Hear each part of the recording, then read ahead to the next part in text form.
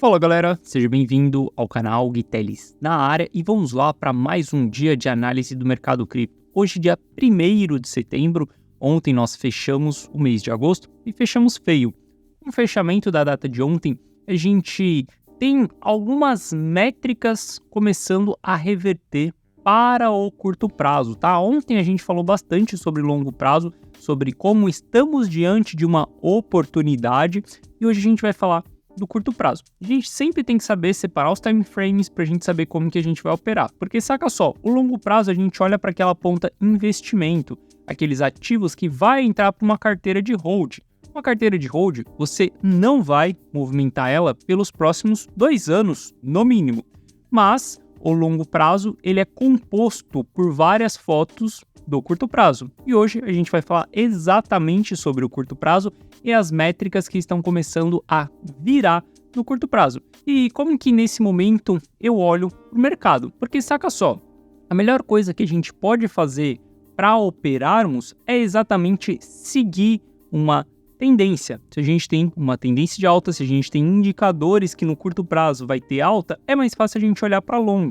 E se a gente tem uma tendência no curto prazo, se a gente tem indicadores que estão apontando para baixo no curto prazo, é mais fácil a gente olhar para a ponta short. Novamente, saiba diferenciar o longo prazo do curto prazo. Por isso que a gente tem mais de uma carteira, para a gente poder fazer uma operação diferente em cada uma delas, beleza?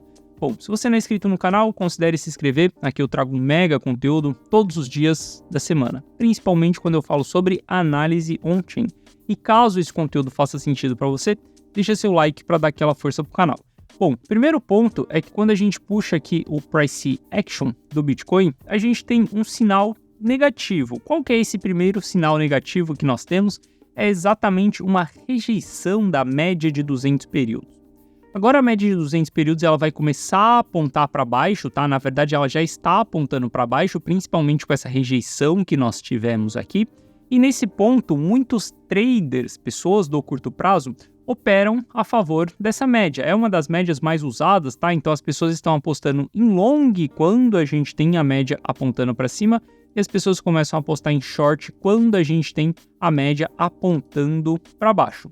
Nesse momento a gente começa a apontar a média para baixo, então toda vez que a gente voltar na média de 200 períodos, a gente vai enxergar ela como uma resistência. Teremos muita pressão de venda aqui, algumas pessoas estarão shortando o ativo nessa região. Isso daqui é um primeiro sinal negativo, tá? Dentro do Price Action. Um próximo sinal negativo que nós vamos ter é se a gente perder esse fundo anterior aqui. Se a gente perder essa zona de suporte aqui, pode ser que a gente construa um flush, tá? Uma perda do suporte e uma volta logo em seguida. Se isso acontecer, tudo bem. Mas se a gente perder esse suporte aqui, as coisas vão ficar um pouquinho mais feias no curto prazo. O que seria esse um pouquinho mais feio no curto prazo? Cara, a gente pode sim entregar movimentações de baixa, a gente pode voltar a retestar a região dos 20 mil dólares ali, beleza? Eu ainda não considero que isso vai acontecer porque a gente ainda não perdeu o suporte. Como já dizia Charles Dow, enquanto o suporte, uma resistência ou uma tendência não for rompida, você simplesmente respeita aquela resistência ou aquela tendência. Então, como a gente ainda não perdeu o suporte aqui, eu ainda não considero os 20 mil dólares. Bom, já tem uns dias já que eu comecei a trazer mais uma análise para vocês falando que eu acredito que a gente vai fechar o ano entre essas duas linhas aqui. Acredito que a gente pode lateralizar dentro dessa zona aqui nos próximos meses até a gente ter o fechamento do ano. Por que eu acredito que a gente pode constituir isso dentro dessa região? Bom, já trouxe aqui no canal também informações sobre que isso daqui foi exatamente um padrão de Wyckoff, exatamente uma fase de acumulação que nós tivemos, rompemos essa fase de acumulação e no padrão de Wyckoff a gente pode ter uma reacumulação aqui em cima, uma reacumulação em cima do fundo anterior rompido, tá? Em cima do fundo do padrão rompido. Então, por isso eu acredito que a gente pode se segurar aqui dentro dessa região e ficar flertando aqui dentro, indo ali em cima nos 30 mil dólares, voltando nos 25 mil dólares. Só que eu não acredito mais que a gente vai romper os 32 mil dólares ainda esse ano. Eu acredito que para esse ano as coisas vão ficar mais mornas. E aqui já vai um ponto que, cara, o mercado vai ficar cada dia mais chato até o final do ano. Se a gente já tinha uma apatia acontecendo nesses últimos meses, né, que a gente fica entre esses 30 mil dólares aí e o preço não se decide, a gente pode ter mais apatia ainda nos próximos meses. Parece que vai ser meses mais difícil para o nosso emocional, mas dentro dessa fase, para o longo prazo, cara, extremamente bullish, eu sigo acumulando, porque para o longo prazo a gente olha para outras coisas, a gente olha para os investidores e não para o price action, e não para o que está acontecendo no curto prazo, tá? A gente não está olhando para gráfico diário quando a gente fala exatamente em longo prazo, a gente está falando de ciclo de mercado.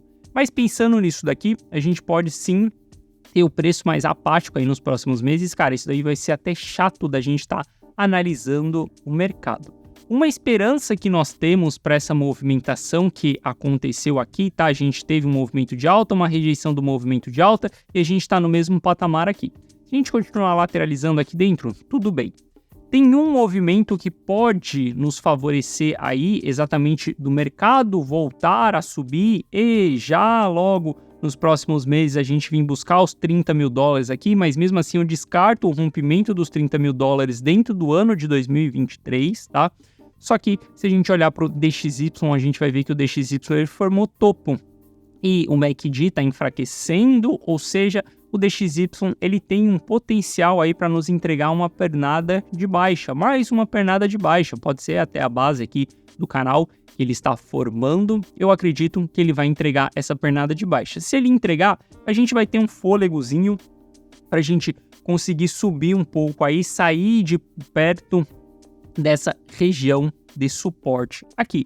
Mas novamente, não acredito que a gente vai romper os 32 mil dólares. Acredito que a gente vai passar por uma reacumulação aqui, aonde no longo prazo nós teremos oportunidades de mais tempo para a gente poder comprar. Ontem eu soltei um vídeo para vocês explicando algumas métricas, que é um countdown do tempo que a gente tem para poder acumular o nosso ativo antes que a gente entre dentro de uma bull run.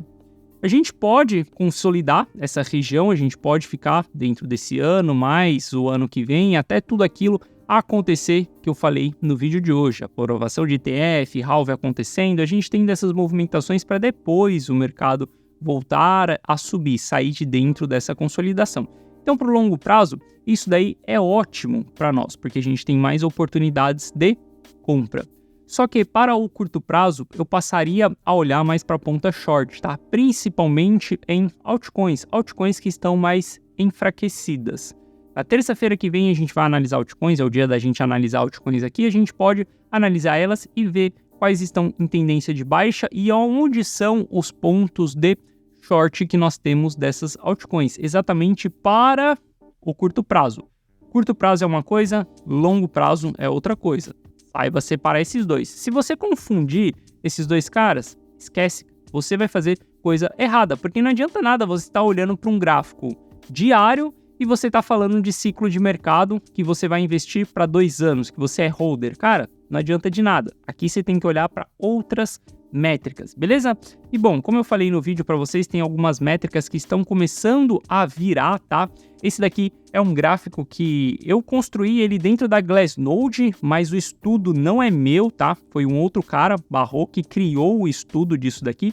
É exatamente um estudo se a gente está em uma fase de contração ou se a gente está em uma fase de expansão. Foquem só nas linhas coloridas aqui, Foquem só nas linhas coloridas aqui, ó, que é o que importa. Quando a gente tem essas linhas coloridas subindo, a gente está em uma fase de expansão, onde a gente tem os players lucrando, onde os sentimentos estão positivos. Quando a gente tem essas linhas coloridas caindo, os players estão começando a realizar prejuízo e nós estamos em uma fase de contração. Se a gente olhar o que está acontecendo aqui, ó, no curto prazo, a gente está começando a ver as linhas reverterem, ou seja, o curto prazo, né, olhando aqui, são médias de 90, 180, 240 e 270 dias, o curto prazo já está começando a virar para baixo, ou seja, no curto prazo a gente está entrando em uma fase de contração. Se a gente olhar lá para 2019, a gente vai ver que essas linhas reverteram, a gente entrou em fase de contração, depois a gente teve o Corona Crash ali, depois do Corona Crash a gente voltou a subir. Em 2016, a gente teve essas linhas cruzando algumas vezes, tá? Um pouco para baixo, indicando uma fase de contração, mas já logo em seguida começaram a subir. A gente tem que ver como que o mercado vai se comportar nesse momento aqui, tá? Se a gente vai realmente lateralizar dentro dessa região, se a gente não lateralizar dentro dessa região e eu estiver errado, porque eu acredito que a gente vai ficar aqui dentro, se a gente vir perder essa zona aqui e a gente começar a entregar mais quedas, essas linhas vão ficar bem mais claras, invertidas para baixo, tá? Isso daqui vai ser um sinal de alerta para o curto prazo. Outra métrica que está começando a reverter é exatamente o Soper. Ele está enxergando a linha do 1 aqui exatamente como um ponto de resistência. Soper é um indicador que vai nos mostrar como está o sentimento dos investidores. Quando a gente tem bear market, a gente fica abaixo da linha do 1. Sempre que a gente volta no 1, vai ser o ponto de resistência. Ótimo ponto para a gente shortar o ativo num gráfico diário.